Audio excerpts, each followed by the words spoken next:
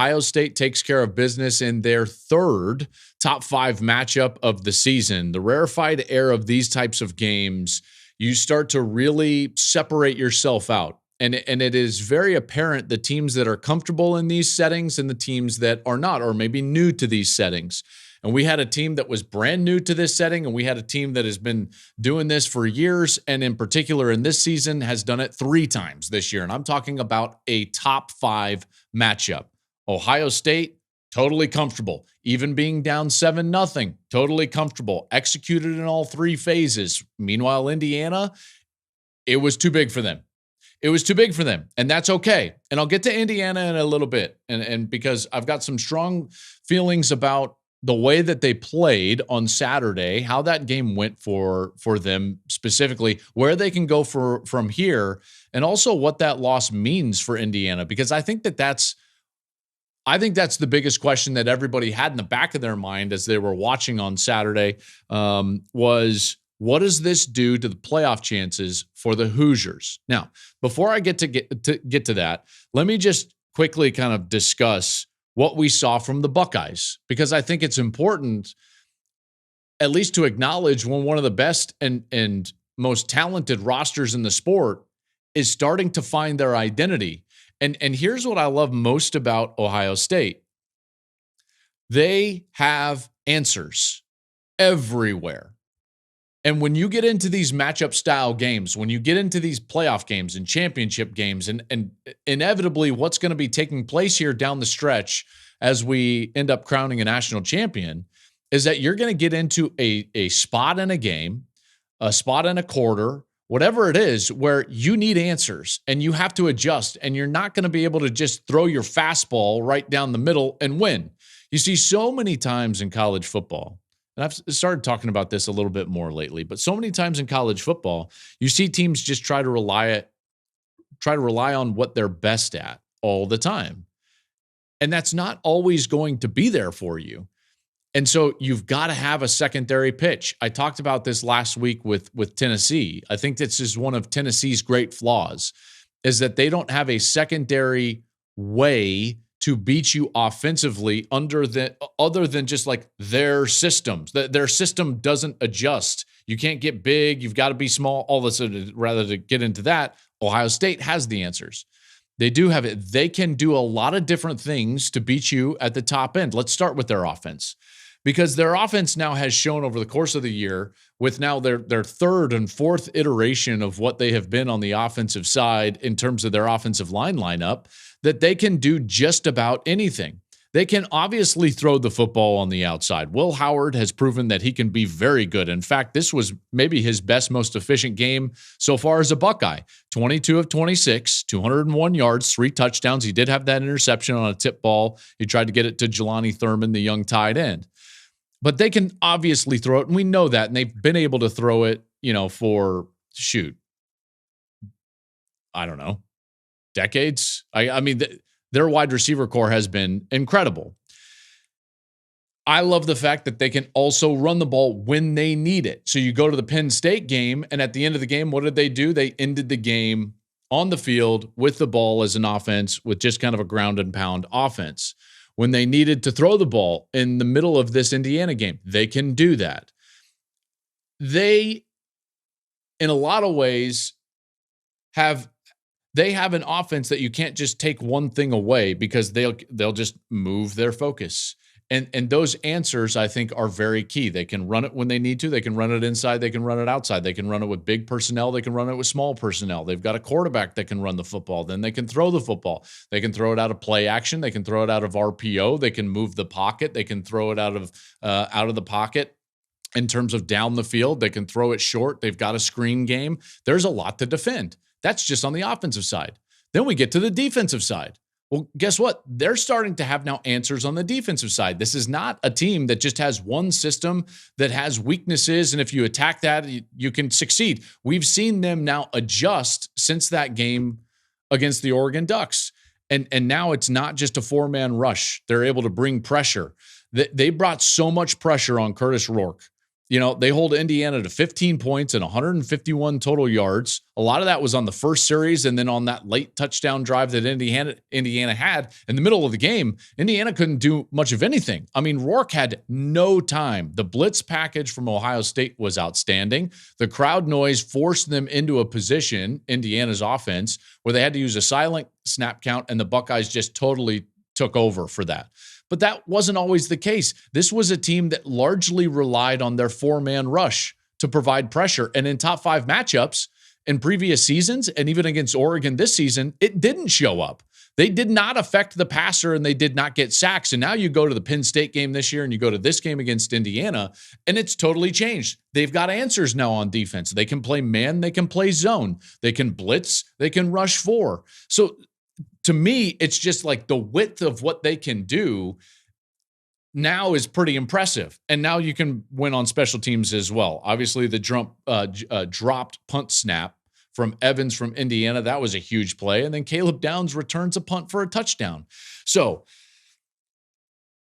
this is a team that can beat you a lot of different ways. That was a killer for Indiana. That special teams gaff on the punt right before half. It's a 7-7 game at that point. And you think to yourself, if you're Indiana, boy, we've played pretty dang well here. It's 7-7. Indiana's punting. There's under 2 minutes to go. And Evans just drops the ball. Now, it was drizzling a little bit right there. You can see it on the camera lens if you're watching on YouTube. And yeah, the ball is a little bit wet, but you just have to get the punt away. It's not like they blocked it. Then the punt team comes back on in the second half. They punt the ball after the first 3 and out, and Caleb Downs takes a bounce, and he spins away, and he's gone. And it's like the punt team for Indiana was directly responsible for a 14-point deficit because of where that drop snap happened. Man, that was just an absolute killer, but goes to show you, here's the Buckeyes, and what are they? They're good on special teams. So answers for the Buckeyes. Now let's get to the Indiana Hoosiers, because I think this is where most people are going to be talking about. Is like everyone's going to want to talk about what this means for Indiana moving forward for the playoff. All right, so I'm going to give you my final thought first, and then I'm going to run through everything. Indiana is firmly in the college football playoff. There's not a doubt in my mind, and there's likely not a doubt in the committee's mind. And you might have had a doubt at the time the game ended on Saturday, but by the time the day ended of college football, everything had broke the Hoosiers' way that needed to break the Hoosiers' way. And so as we sit here now, you're listening to this on a Monday, maybe even Tuesday, Indiana is firmly in the playoff. All they need to do is go out and take care of business against Purdue, and they're going to be and should be in. Okay, so let's start with that. Now let's get to everything else. The game, the matchup was too big for Indiana now and this time. But here's the thing.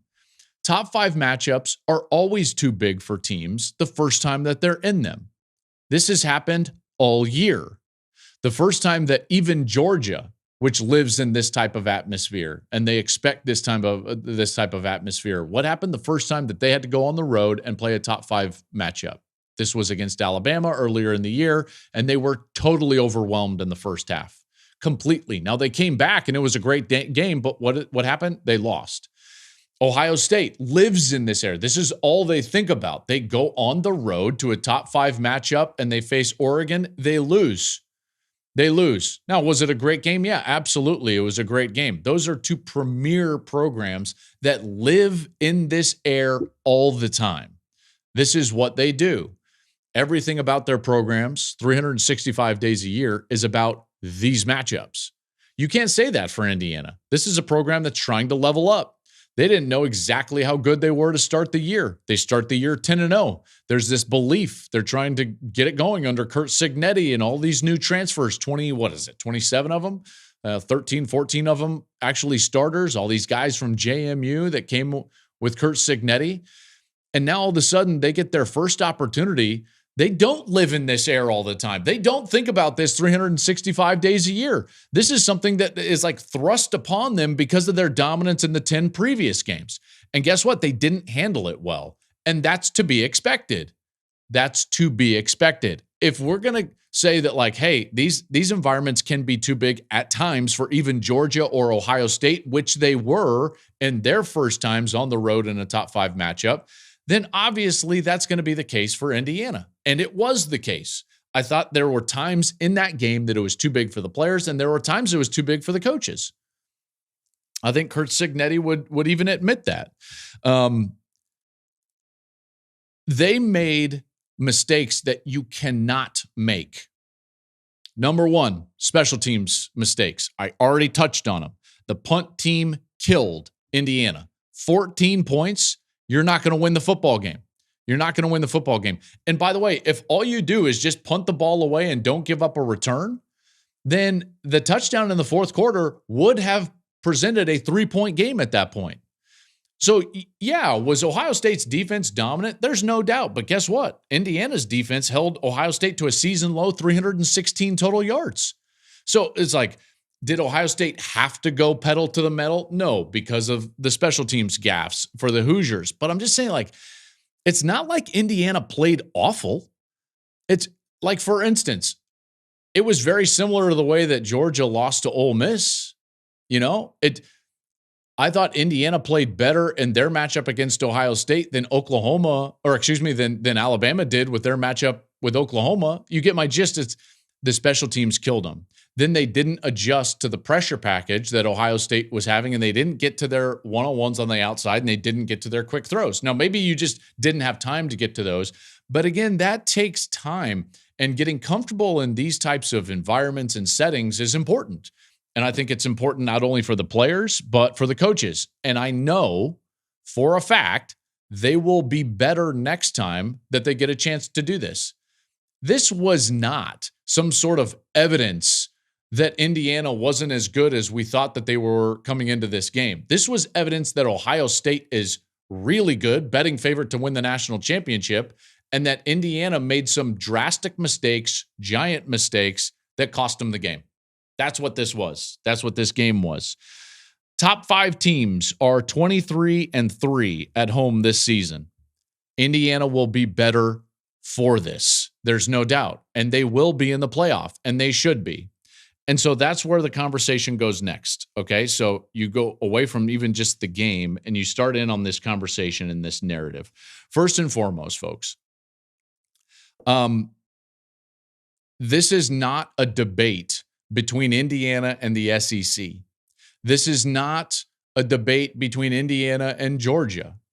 This is what some on some networks might try to make it, but that's not what this is. You've got to follow the actual data. And here's what it will tell you.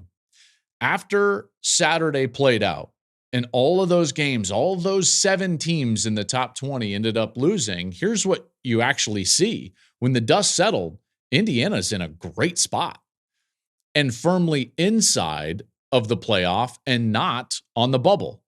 They're not on the bubble. One, the nature of that game should not have put them on the bubble, but now the data doesn't even put them on the bubble. The biggest knock against Indiana coming into this game last week was about their schedule. I believe it was 106th in the country. And listen, I nor anybody was going to be able to sit here and defend their schedule. Now, all you could say about the way that Indiana had played that schedule is that they were dominant against the 106th easiest or best or strongest schedule in the country, however you want to put it. They had beat that schedule to the tune of 30 points per game, which was the best margin in the entire sport. So they had done what they needed to do against a schedule that was not very good. But now you look up and you faced a top 5 opponent in their stadium with the number 1 defense, total and scoring of the Ohio State Buckeyes. And you look up and you're like, oh, wait, now Indiana's schedule is 52. They went up 54 spots. So now they're 52nd ranked schedule, which means look around them in the top 10. And you start to see that they have a tougher schedule now than Miami, SMU, and Notre Dame. And in Notre Dame's case, it's by a substantial amount. Notre Dame's schedule is 78th toughest in the country right now. SMU, 77th. Miami, 59th. Indiana, 52nd. So now, like, Folks, this is not an SEC argument anymore. And we'll get to what happened in the SEC in a moment, but this is why Indiana is firmly in. It's because the data suggests that they're in. Their strength of schedule now is better than Miami, SMU, and Notre Dame. All teams that we would consider kind of like, yeah, they're kind of in, and the ACC championship game is going to be Miami and SMU. And now people are saying like, well, the loser of that game is probably, they're definitely in as well. Well, then Indiana is for sure. So they've got the 52nd ranked schedule, and you take a look at those teams on the screen, Miami, SMU, and Notre Dame, and you start thinking to yourself like, okay, how all one loss, by the way. So let's compare their losses. And this is where it's not even close. Miami lost to Georgia Tech, SMU lost to BYU, and Notre Dame lost to Northern Illinois. Okay, so now if there's a question now, it should be about Notre Dame. They've played the 78th ranked schedule, and their loss is against Northern Illinois. It's not even close to comparable to a team like Indiana. Now you ask yourself, like, well, how dominant has those teams been in the games that they've won? Okay, so in the rest of their games, not just their loss, Indiana already wins the loss argument. They've won the schedule argument now because they're 52nd and everyone else is behind them. So now you look at it like, well, how dominant have they been against the rest of the schedule? Well, Indiana's been more dominant over the rest of their schedule than any of the other teams.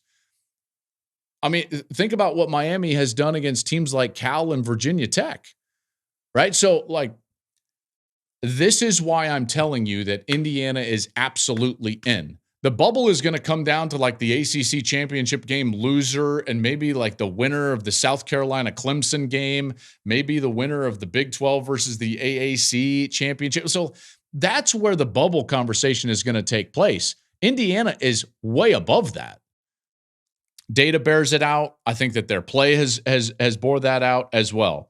Indiana is firmly in, okay? Everything broke their way that needed to break their way. If it didn't go their way on Saturday, we would be having a different conversation. But since it did, the numbers are suggesting that they are firmly a college football playoff team. Thank you for watching the Joel Klatt Show YouTube channel. And if you liked this clip, make sure to like it and subscribe to the channel, and you can stay up to date on all of my college football coverage.